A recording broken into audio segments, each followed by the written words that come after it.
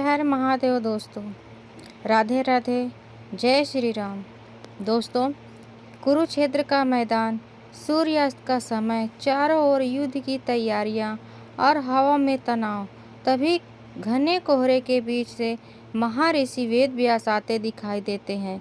कर्ण अकेले बैठे अपने अस्त्र शस्त्र देख रहे हैं। तो दोस्तों, महाभारत युद्ध की घोषणा हो चुकी थी। कुरुक्षेत्र की भूमि पर विनाश के बादल मंडरा रहे थे। इतिहास का सबसे बड़ा महासंग्राम बस कुछ ही दिन दूर था।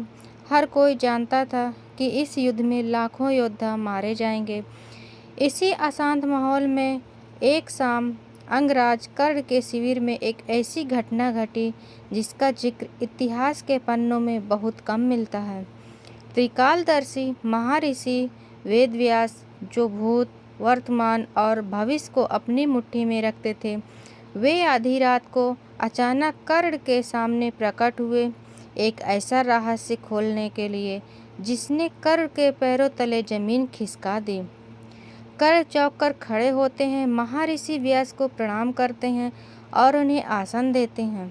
कर्ण बोलते हैं, प्रणाम महर्षि, इस घोर अंधकार में युद्ध की इस बेला पर आपका मेरे शिविर में आना, क्या यह किसी आने वाले भयंकर संकट का संकेत है?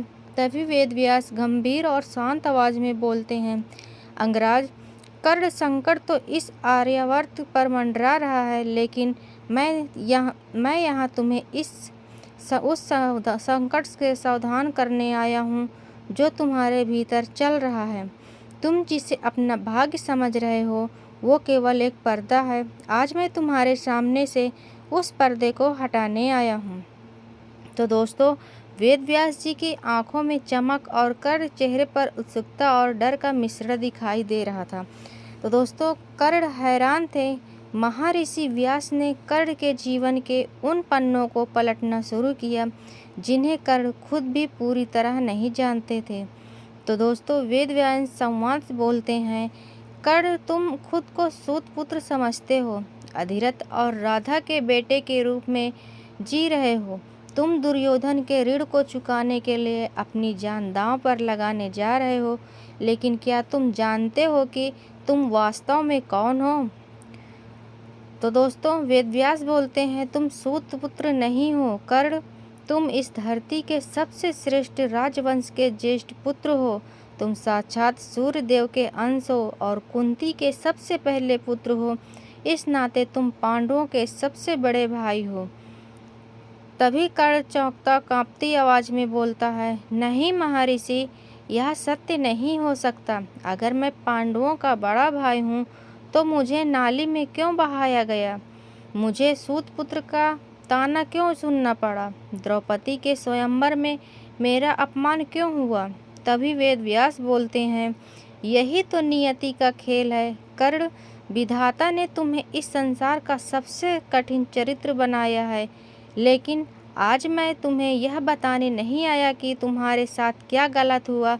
मैं तुम्हें यह बताने आया हूँ कि इस युद्ध का परिणाम क्या होने वाला है। तो दोस्तों, वेदव्यास जी ने कर्ण को वो रहस्य बताया जो युद्ध के परिणाम से जुड़ा था। उन्होंने कर्ण को समझाया कि यह युद्ध कोई साधारण युद्ध नहीं है, बल्कि यह धर्म और अधर्म का फैसला है। तभी वेदव्यास अपने संवाद में बोलते हैं, कर्ण, तुम अर्जुन से श्रेष्ठ धनुर्धर हो, इसमें कोई संशय नहीं है। तुम्हारे पास कवच और कुंडल है, तुम्हारी शक्ति असीम है, लेकिन सुनो, जहाँ साक्षात नारायण यानी श्री कृष्ण हैं, विजय वहीं होगी। दुर्योधन का विनाश निश्चित है। अगर तुम कौरवों की तरफ से लड़े तो तुम्हारी मृत्यु भी निश्चित है। वेदव्यास आगे कहते हैं, मैं तुम्हें विकल्प देने आया हूँ। तुम पांडवों के बड़े भाई हो। अगर तुम आज पांडवों की तरफ चले जाओ तो युधिष्ठिर तुम्हारे पैर छुएंगे, अर्जुन और भीम तुम्हारे आदेश का पालन करेंगे, द्रौपदी तुम्हारी पटरानी होगी और युद्ध के बाद इस पूरे भारतवर्ष का सिंहासन तुम्हारा होगा।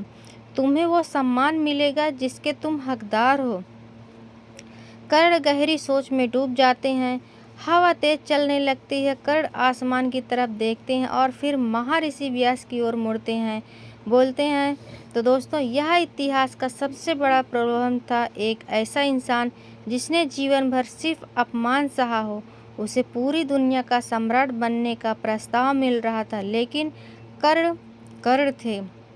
कर्ण मुस्कुराते हुए आंखों में आंसू के साथ बोलते हैं, महर्षि आपने मुझे तो सत्य बताया, उसने मेरे दिल के कई घावों को हरा कर दिया है, लेकिन आपने मुझे समझने में थोड़ी भूल कर दी। जब पूरी दुनिया मुझे सूत पुत्र कहकर दुत्कार रही थी, तब दुर्योधन ने मुझे गले लगाया, मुझे अंग देश का राजा बनाया और सम्मान दिया। आज जब दुर्योधन को मेरी सबसे ज़्यादा ज़रूरत है, तब मैं अपनी जान बचाने या राजपाट के लालच में उसे धोखा दे दूं? अगर मैं ऐसा करूं तो इतिहास मुझे कुंती पुत्र तो मान लेगा, लेकिन गद्दार के रूप में याद रखेगा। तभी दोस्तों कर्ण आगे बोलते हैं, मैं जानता हूं कि श्री कृष्ण पांडवों के साथ हैं और हमारी हार निश्चित है। मैं यह भी जानता हूं कि अर्जुन के हाथों मेरी मृत्यु लिखी है, लेकिन मैं दुर्योधन के ऋण को अपने खून से चुकाऊंगा। मृत्यु स्वीकार है महर्षि, लेकिन अधर्म और गद्दारी नहीं। तो दोस्तों वेदव्यास जी कर्ण को आशीर्वाद देते हैं और धीरे धीरे गायब हो जाते हैं। कर्ण सूर्य देव की तरफ प्रणाम करते हैं। तभी महर्षि वेदव्यास कर्ण के इस उत्तर से निशब्द रह गए। उनकी आंखों में कर्ण के लिए सम्मान था। उन्होंने समझ लिया था कि कर्ण को हराना असंभव है, क्योंकि उसने मृत्यु के डर को भी जीत लिया था। वेदव्यास जी ने कर्ण को आशीर्वाद दिया और कहा और वहां से अंतर्ध्यान हो गए। इस मुलाकात ने साबित कर दिया कि कर्ण भले ही गलत पक्ष कौरवों की तरफ से लड़ रहे थे, लेकिन उनका व्यक्तिगत चरित्र, उनकी मित्रता और उनका त्याग अद्वितीय था। यही कारण है कि महाभारत में सब कुछ हार कर भी कर्ण आज भी इतिहास के पन्नों में अमर हैं और महान दानवीर कहलाते हैं। तो दोस्तों अगर कर्ण महर्षि वेदव्यास की बात मान लेते तो क्या महाभारत का युद्ध रुक जाता?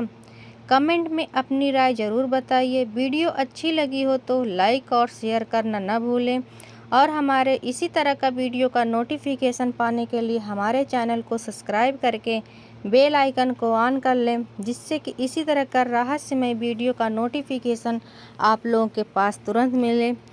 और आप लोग वीडियो को लाइक करके कमेंट में जय श्री राम, जय श्री कृष्ण ज़रूर लिखें। मिलते हैं अगले इसी तरह के टॉपिक के एक नए वीडियो के साथ।